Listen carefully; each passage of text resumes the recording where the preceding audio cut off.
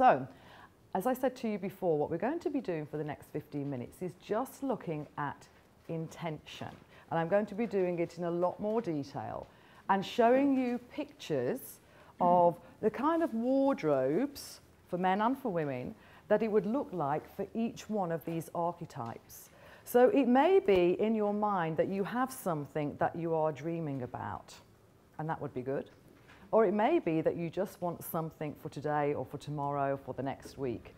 And these clothing choices will help you to get that. Because clothing is your body's most intimate environment. So what you choose to wear will be as powerful as what you choose to put in your home or your office environments. So let's have a look. So here we have then the philosopher. And if you remember, the intention of the philosopher is just to be. So if you feel at this time you need to maybe be a bit more contemplative and take in some deep reflection, if you feel that perhaps your creativity is a little bit stifled at the moment, or perhaps you need some spiritual guidance, maybe you need some wisdom or some intellect, or it may be as simple as you just want some peace and quiet and freedom. And many of us have that, especially if you've got busy lives and children and so on. It may be you just need to get away. Then this is the archetype that you need to choose at the moment, that of the philosopher. And this is what the wardrobe choices for the philosopher would look like. So they are very dark and deep. Because water is flowing, it's not standard, it has no form, you will find that the kind of shapes or patterns will be asymmetrical. If you can see the hem of my dress, that is a water hemline. If you can't see it, you can have a look later. But it's not straight. So it's a watery hemline because it's asymmetrical.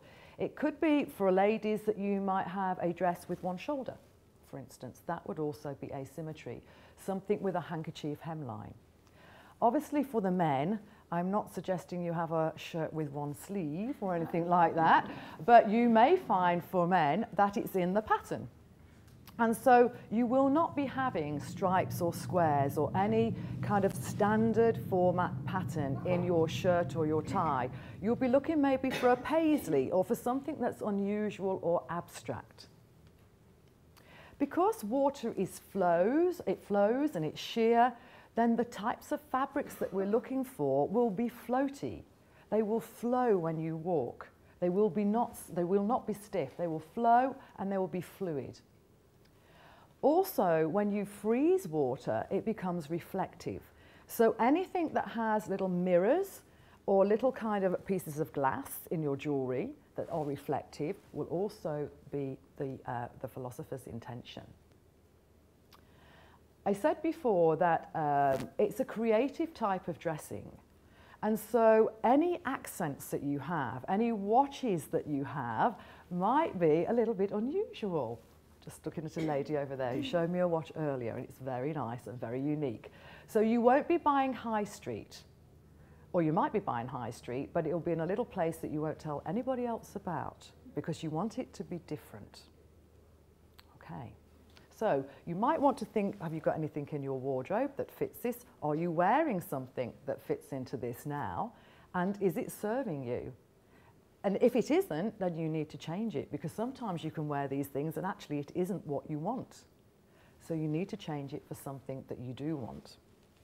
Okay, so that's the philosopher then, dressing the intention to just be. Many of us procrastinate. I've been there, done it, seen it. I've written a few books, and I remember the first one, I just couldn't get started at all. Absolutely couldn't get started. Jigsaw puzzles seemed very appealing. Even cleaning the windows seemed very appealing, or anything really, but sitting down in front of my computer to write the book. And so I had to take on the intention of the pioneer, which is to get on with it.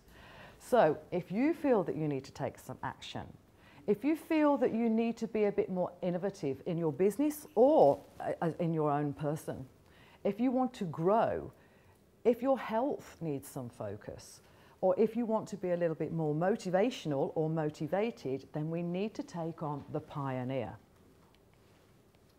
Now, dressing for the pioneer is very different because this is probably the easiest way to dress because you need to have physical movement. I went out and bought a bright green tracksuit with a blue stripe from Topshop. I looked like the Jolly Green Giant even. And you know what? I looked hideous, but it got the book written. So it works. So this is what you need to look for. You need to look for in your wardrobe blues and greens. If you think about being free in your clothing, many of the things will be knitted or they will have ribs because they're easy to wear. You know, they don't constrict you in any way. Anything that is made from a plant, so that's cotton, linen, silk, cotton, linen or denim. So if you've got a pair of jeans, you will definitely be taking on part of the pioneer already. These all will be helpful. A columnar shape, so that's something that's straight up and down. So we're not going to have waists in this, it's straight up and down. And athletic accents because you need to move. So it doesn't mean to say that they've got to be sport shoes, but they won't be having huge heels. So this is the most relaxed type of dressing because you need to move. So if you're the type of person that wears a t-shirt and jeans and flat shoes all the time, whether you know it or not, you will be dressing the pioneer. So if you feel that you're doing too much, then maybe you need to change the dressing. If you want to get on and do something, then these are the things that you need to adapt to. Okay. Do we want some excitement and passion in our lives? Do we need that? Do we want some fun? Because you know what? With all this stuff going on at the moment, oh, the lady at the back wants some fun. Good. She's got a pink on as well, so you're doing all right there. In this kind of day and age, you know, it's all doom and gloom with the economy and all this kind of thing. And sometimes we need a bit of fun, don't we? Just to liven it up a bit. And so if you want some enthusiasm, if you want to be famous, if you want to get on the television, if you want to connect with people in some way, then this is what you need to do. You need to dress the pleasure seeker. So reds and purples, and there's a lot of red and purple actually in this room at the moment, so I'm hoping you're all having fun. But reds and purples or bright pinks, bright colours, these are the kind of things that we are attracted to straight away. They all have long wavelengths. We can't help but see them. That's why we have red traffic lights, so we stop on time. Anything that is pointed, if you think about a flame, it's pointed. So anything that's pointed, so a pointy shoe or a pointed pattern, so a diamond or a triangle like we've got in the Pringle type jumper there at the back for gentlemen, that will help. Lifelike patterns, so we've got a kind of snake skin bag there. It doesn't have to be real, but I think at the moment print is in the shops as well, animal print, because we all need to have some fun. You know, fashion's not fickle, it knows what it's doing. Whether you believe that or not, I don't know. Shiny textures, so things like patent leather, because it's shiny, will again attract attention. Anything that is life-based, and it doesn't have to be real, but things that look like suede or leather, silk, all of those kind of things fit into this category. Bold accents. This is somebody that wants to be noticed, so you won't be wearing tiny little things unless they're very unusual. Generally speaking, these are very bold. This little scarf I've got on here is not real fur, but it is a furry little thing, and that would be fire. That would be fire. Okay. Nurturing. And we could all do with some of this some of the time, couldn't we? Even when we're not feeling very well. A lady said to me earlier, you know, sometimes I go into the wardrobe and I don't want to wear what I've got out. I want to wear something different. This is where this all comes in. So if you want to feel grounded, and often, you know, if we're in a position where we've lost our jobs, worried about money, anything like that, sometimes you just need to be calm, you just need to be grounded, then the Peacemaker is where we go. If you want people to be loyal to you, have trust, have some harmony and stability in your life, then we need to look to the Peacemaker. So the types of things that we'll be looking for then are the yellows and browns, as I mentioned earlier, the camels. We look for plaids or check patterns because they're representative of the squares of the earth. nubby textures, anything that's textured, doesn't it make you feel a little bit more cared for? And kind of you can just put it round and go, like that. So we're looking for texture. There's nothing really fancy here. This is all basic traditional dressing. So this is not the type of dressing that you would wear to be noticed. This is all about traditional stuff. It's easy stuff, and it doesn't have to be ultra fashionable. Last but not least then, we have the perfectionist. This is about refinement. And as I said earlier, this might be about upscaling, but it might also be about organising your life, getting rid of the clutter. And so if you want completion in something, if you want more elegance or beauty in your life, if you want status, if you need some precision, then we need to look to the perfectionist. And here we have the whites, the pastels and the metallics. Patterns tend to be arched or round. Fine textures, luxurious fabrics, as we might expect. So these are the more expensive things. It's almost like less is more here if we are dressing to be the perfectionist. And the accents will be upscale.